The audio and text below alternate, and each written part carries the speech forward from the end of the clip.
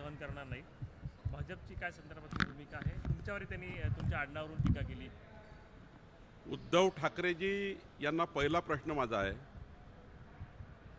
ते जेव्हा मुख्यमंत्री होते तेव्हा 50 वेळा काँग्रेस पार्टीने स्वातंत्र्यवीर सावरकरांचा बद्दलच्या टीका केल्या, अपमान केला. सत्तेमध्ये उद्धवजी राहिले मुख्यमंत्रीपद टिकवण्याकरता.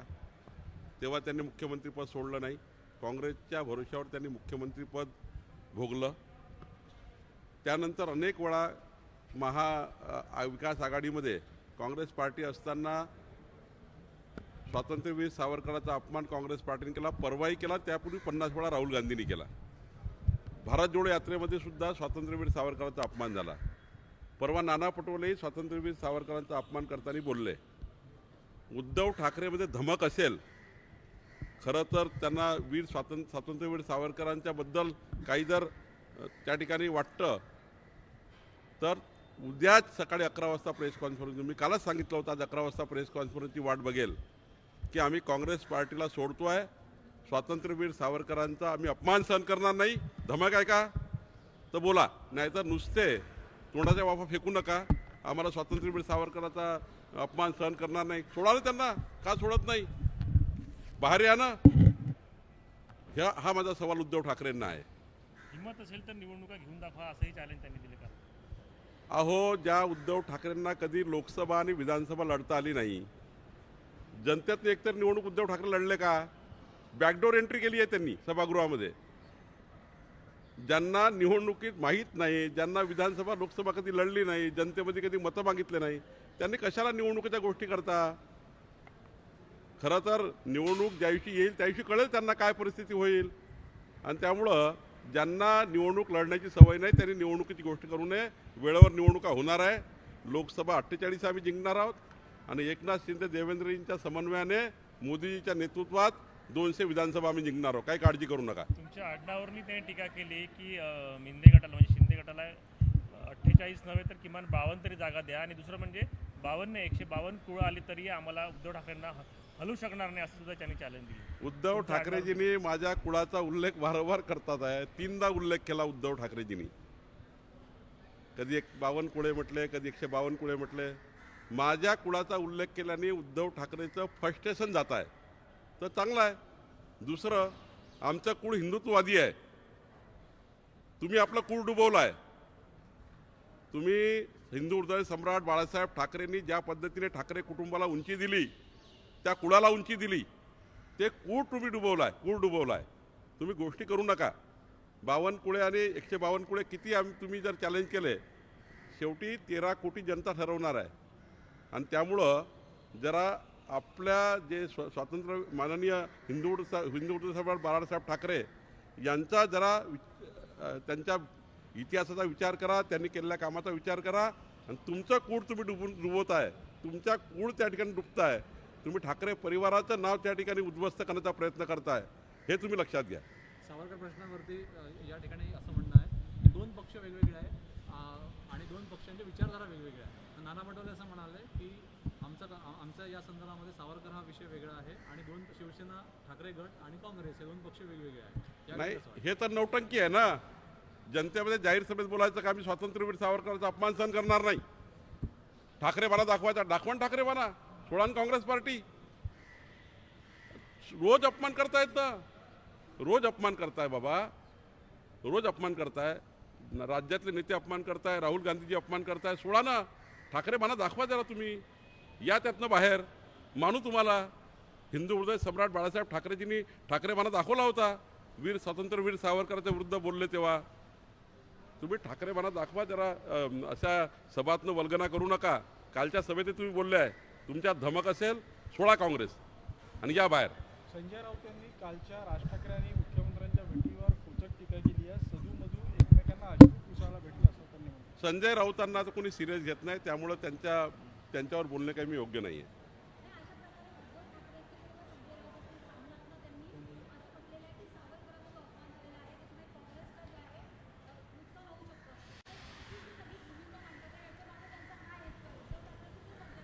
नौटंकी करतात आहे. चोराला चोर करा, शावाला हुशार राहा. म्हणजे चोराला चोरी करायला लावतात, शावाला हुशार राहा लावतात. मग तुझ्याकडे चोरी होणार आहे आणि चोरला म्हणतात चोरी कर. अरे बाबा तुम्ही ठरवा नाही काहीतरी. स्वातंत्र्यवीर सावरकरांचा अपमान करणारे तुम्हाला चालत नाही आहे. त्यांच्या वर्षावर तुम्ही 2.5 वर्ष खुर्चीवर होते, तुम्ही तेव्हाही सोडलं नाही. सभागृहात अपमान केला आहे, सभागृहाच्या बाहेर अपमान केला. तुम्ही खुर्ची टिकवण्याकरता, मुलाचं मंत्रिपद टिकवण्याकरता तुम्ही त्यांना त्यांच्या मांडीवर जाऊन बसले आहे. आणि तुमच्यात हिंमत असेल सोडा ना, काँग्रेस पार्टी सोडा. आम्ही पूर्ण महाराष्ट्र मी तुमचं अभिनंदन करेल. मी उद्धव ठाकरेचं अभिनंदन करेल, जाहीर अभिनंदन करेल की स्वातंत्र्यवीर सावरकरांच्या विषयावर उद्धव ठाकरे यांनी काँग्रेसला त्या ठिकाणी बाजूला केलं. मी जाहीरपणे उद्धव ठाकरेचं अभिनंदन करेल. नाही, भाजपचा संबंधच येत नाही आहे. तुम्ही एका भूमिकेवर आहे ना, स्वातंत्र्यवीर सावरकरांचा अपमान झाला, सहन करणार नाही. तुम्ही सहन करतायत ना, म्हणून त्यांच्यासोबत आहे. तुम्ही रोज सहन करताय. तुम्ही हिंदुत्व सोडलं आहे, तुम्ही स्वातंत्र्यवीर सावरकरांचे विचार सोडले आहे, म्हणून तुम्ही त्या ठिकाणी त्यांच्यासोबत आहात. तुम्ही जर धमक असेल तर निघा बाहेर. मी तुमचं अभिनंदन करेन. संजय राऊत म्हणतात आहे की भाजप डरपोक आहे आणि समोरासमोर येऊन लढा. तो फुसकी फटाका आहे संजय राऊत, त्यामुळे त्याच्याबद्दल काही मी बोलणार नाही. संजय राऊत यांनी असंही म्हटलं की राहुल गांधी यांची भेट घेऊन त्यांना या सगळ्या बाबतीत आम्ही आमची भूमिका मांडून समजावून सांगू. काय समजून सांगायचं? तुमची भूमिका क्लिअर आहे ना. स्वातंत्र्यवीर सावरकरांचा अपमान तुम्हाला मान्य नाही ना, करा ना, घ्या ना प्रेस कॉन्फरन्स, सोडा ना त्यांना. कशाला समजावू, कशाला काही करू? 50 वेळा अपमान केला, आता पण समजावलं नाही. 2.5 वर्षात 50 वेळा अपमान केला. 2.5 वर्षात काही राहुल गांधीची तुमची भेट झाली नाही? 2.5 वर्षात संजय राऊत राहुल गांधीला भेटले नाही आहे का? रोज मांडी लावून बसताना रोज समजावत नाही का तुम्ही त्यांना? आता खोटारडेपणा पुन्हा. आम्ही त्यांच्याकडे जाऊ, त्यांना समजावू, त्यांच्याशी बसू. अरे किती दिवस महाराष्ट्र तुमचा ऐकणार आहे? कुणी ऐकणार नाही आहे. संभाजी महाराजांनी जाहीर केलाय, पक्ष काढलाय त्यांनी, छत्रपती संभाजी महाराजांनी जो पक्ष काढलाय त्यावर तुमची प्रतिक्रिया काय? भाजप त्यांना माझ्या शुभेच्छा आहेत. तिन्ही पक्ष एकत्रित येऊन आंदोलन करणार आहेत राहुल गांधी यांची खासदारकी रद्द केल्याच्या विरोधामध्ये. पण भाजप या संदर्भामध्ये काही आंदोलन करणार आहे का? कारण वारंवार स्वातंत्र्यवीर सावरकरांचा अपमान जे आहे ते काँग्रेस करत आहेत. असं आहे, खासदारकी कशामुळे गेली? कोर्टाने त्यांना 2 वर्ष त्या ठिकाणी आरोपी ठरवला आहे आणि नियमाप्रमाणे 1951च्या नियमाप्रमाणे त्यांची 2 वर्ष खासदारकी केली. आणि एकाची गेली का? लालू प्रसाद यादवजीची गेली, जयललिताची गेली, आमच्या भाजपच्या एका खासदाराची गेली, अनेक लोकांच्या गेल्या आहेत. त्यामुळं त्यांनी स्टंटबाजी केली. त्यांनी कोर्टामध्ये येऊन जर माफी मागितली असती. काय झालं की काही मोदीजींनी केस टाकली होती का कोर्टामध्ये? मोदी समूह आणि एक ओबीसी या विषयाच्या आधारावर केस झाली. ओबीसी समाजाला, मोदी या समूहाला त्या ठिकाणी मोठी मान्यता आहे गुजरातमध्ये. आणि त्या समूहाला तुम्ही त्या ठिकाणी ज्या पद्धतीने सरेआम पब्लिक समोर लाईव्ह मीडियामध्ये अपमानित केलं, म्हणून तुम्हाला सजा आली. आता तुम्ही त्याच्यानंतर तुमची स्टंटबाजी म्हणजे तुमची खासदारकी गेली. आता आंदोलन करून काय फायदा आहे? खोटी सहानुभूती मिळवण्याचा प्रयत्न आहे. काही सहानुभूती मिळत नाही आणि किती आंदोलन केले तरी काही होणार नाही. पण ओबीसी समाज राहुल गांधीला माफ करणार नाही, काँग्रेस पार्टीला माफ करणार नाही, राहुल गांधीला महाराष्ट्रात फिरू देणार नाही. तुम्ही ओबीसीची माफी मागावी अशी तुम्ही मागणी केली होती. दुसरीकडे विजय वडेट्टीवार यांनी म्हटलेलं आहे की नीरव मोदी असेल किंवा ललित मोदी असतील यांनी सर्वसामान्यांचे पैसे जे आहेत ते बुडवलेले आहेत, त्यामुळे त्यांच्याबद्दल बोललं तर अपमान कसा होतो? ही केस नीरव मोदी, ललित मोदी, माननीय नरेंद्रभाई मोदीवर नव्हती. तुम्ही समजून घ्या. ही केस मोदी समुदायाबद्दल बोललं गेलं होतं आणि मोदी समुदाय मोठ्या प्रमाणावर ओबीसीमध्ये पिछडा जातीमध्ये येतो आणि केस दुसऱ्याने केली. मोदी समूहामधील एका व्यक्तीने केली आहे, मोदीजींनी नाही केली आहे ही केस. आणि त्यामुळं मोदीजीच्या एका समूहाने केस केली आणि त्यांनी सांगितलं की मोदी समूहाला तुम्ही नीरवबद्दल बोला ना, काय बोलायचं तुम्ही बोला ना, त्याच्याबद्दल काय बोलायचं, ललितबद्दल. पण तुम्ही डायरेक्ट मोदी समूहाबद्दल त्या ठिकाणी विधान केलं, म्हणून कोर्टाने तुम्हाला दोषी ठरवलं आहे.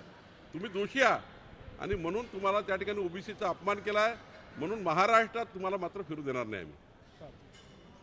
हिंदी में उद्धव ठाकरे ने कल किस तरह से कहा सावरकर के बारे में कांग्रेस ने अपनी बातें जो है वो पीछे लेनी चाहिए, सावरकर के बारे में फिर भी अनाप शनाप बातें जो है वो सुनी नहीं जाएगी. इस बारे में उद्धव ठाकरे का संजय राउत ने भी कहा. उद्धव ठाकरे, संजय राउत जी नौटंकी कर रहे हैं. जब उद्धव ठाकरे महाविकास आघाड़ी में गए भारतीय जनता पार्टी को छोड़कर, तब उद्धव ठाकरे जी जब सीएम बने, उसके बाद राहुल गांधी जी ने बार बार सरेआम स्वातंत्र्यवीर सावरकर जी का अपमान किया. महाराष्ट्र में भी किया, भारत जोड़ो यात्रा में, दिल्ली में भी किया, सब तरफ किया. और जब वो अपमान कर रहे थे, बार बार आलोचना कर रहे थे, तब उद्धव ठाकरे कुछ नहीं बोल रहे थे, क्योंकि उनका चीफ मिनिस्टर, उनका बेटा मिनिस्टर, ये उनको चाहिए था, तब उन्होंने छोड़ा नहीं। अब जब वो सत्ता से गए तब जाके रास्ते पे आके बोल रहे हैं कि हम ये सहन नहीं करेंगे स्वतंत्रवीर सावरकर जी का अपमान। हिंदू हृदय सम्राट बाला साहेब ठाकरे जी ने समय जब स्वतंत्रवीर सावरकर का अपमान हो रहा था, तो हिंदू हृदय सम्राट बाला साहेब ठाकरे जी ने सीधी भूमिका ली थी कांग्रेस के बारे में। और मेरा कहना उद्धव ठाकरे जी को ऐसा है, अगर आप में धमक है, आप में धमक है, कल 11 बजे आप कांग्रेस पार्टी के साथ बाजू हो जाइए। ये नौटंकी मत करिए, हम उनको समझाएंगे। क्या 2.5 साल में आपकी कोई बात नहीं हुई राहुल गांधी से? आपकी तो रोज चर्चा होती है ना, उनके पास ही जाके बैठे ना आप। तो अगर आप में धमक है, कल 11 बजे आप कांग्रेस पार्टी छोड़िए जो स्वतंत्रवीर सावरकर का अपमान करती है। मैं आपको खुले रूप से आपका अभिनंदन करूंगा, भारतीय जनता पार्टी का अध्यक्ष करके आपका अभिनंदन करूंगा, खुले रूप से करूंगा। आंदोलन जो शुरू है, आंदोलन शुरू रहेगा जिस तरह से आंदोलन जारी था राहुल गांधी के खिलाफ ओबीसी के मुद्दे पर। देखिए, राहुल गांधी जी का जो मुद्दा है, ये कोर्ट ने उनको सजा दी है, और कोर्ट में कोई मोदी जी नहीं गए, नरेंद्र मोदी जी कोर्ट में गए क्या? जो वडेट्टीवार कहते हैं, नीरव मोदी, ललित मोदी, इनके नाम लेकर क्या बोलना है बोलिए ना। आपने जो सभा में राहुल गांधी जी ने मोदी समुदाय जो पिछड़ा जाति में आता है और बड़ा समाज है गुजरात में, उसके ऊपर टिकना की, ओबीसी समाज पर टीका की है। अब ओबीसी समाज पर जब टीका की, तब कोर्ट ने आपको सजा दी, और नियम से आपको, घटनात्मक नियम से आपको निलंबित होना पड़ा। अब इसमें हमारी क्या गलती है? हमारी गलती है क्या? तुम कुछ भी बोलेंगे, मोदी समूह को गाली देंगे, ओबीसी समाज को गाली देंगे। महाराष्ट्र में राहुल गांधी को हम ओबीसी समाज घूमने नहीं देगा। ओबीसी का अपमान किया राहुल गांधी जी ने। आपको चैलेंज दिया है कि भाजपा ने चुनाव लेकर दिखाया और आपके सरनेम के ऊपर टिप्पणी भी की उन्होंने। देखिए, मेरे कुल का उद्धार लेकर, कभी 52 कुले कहते हैं, कभी 152 कुले कहते हैं, मेरे कुल का उद्धार लेकर अगर उद्धव ठाकरे जी को समाधान होता है, उनको अच्छा लगता है, उनके हार्ट की शांति होती है, तो नक्की मेरे कुल का उद्धार करिए। लेकिन मैं आपको, जो चुनाव की बात रही, मेरे कुल की बात रही, मैं आपको दावे के साथ और चैलेंज करता हूँ, उद्धव जी कभी आप चुनाव लड़े, कभी कोई विधानसभा लड़े, चुनाव की बात आप करते, आपको शोभा आता है बात करना?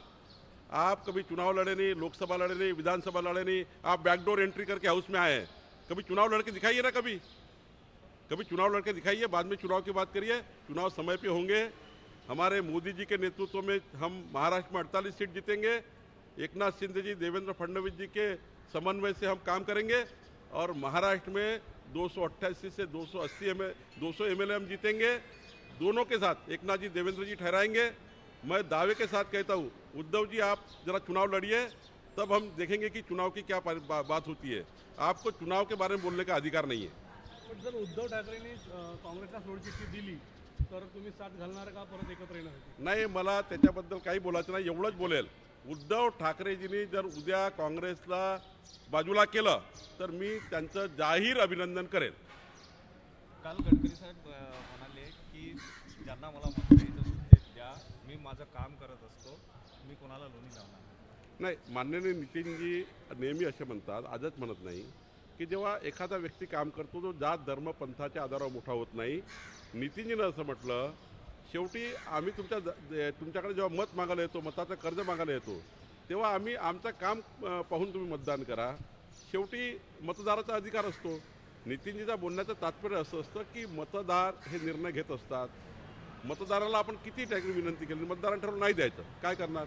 आणि त्यामुळं त्यांचा स्पष्ट जात धर्म पंथाच्या आधारावर कोणी राजकारण करू नये, आणि जर आम्ही काम केलं असू तर आम्हाला मत दिलं पाहिजे, असं त्यांचं मत आहे। हेच हिंदीत सांगा था, ये हिंदी में बताइए। नितिन गडकरी जिस तरह से कल बोले कि वोट देना है तो दो, नहीं तो मेरी इच्छा नहीं है इस तरह से फिर इलेक्शन में आगे आने। देखिए, लोग जात धर्म पंथ की राजनीति करके आलोचना करते हैं, और उनका कहना हमेशा होता है, नितिन जी का, उनका जीवन मैंने देखा है, जात धर्म पंथ के आधार पर कभी नितिन जी ने वोट नहीं मांगे। वो इतने बड़े पोस्ट पर गए, राष्ट्रीय अध्यक्ष बने, आज नेशनल हमारे लीडर है, कभी उन्होंने जात की राजनीति नहीं की। तो वो बार बार कहते हैं कि जात पात की राजनीति ना करें, हम विकास काम करते हैं, दिया हुआ वोटों का कर्जा ईमानदारी से काम करके आपको वापस करते हैं। तो मतदाताओं ने विचार करना चाहिए किसको वोट देना चाहिए। गलत वोट विकास के आड़े आ सकता है, गलत वोट देश की प्रगति को रोक सकता है, ये नितिन जी ने कहा है। Thank you sir.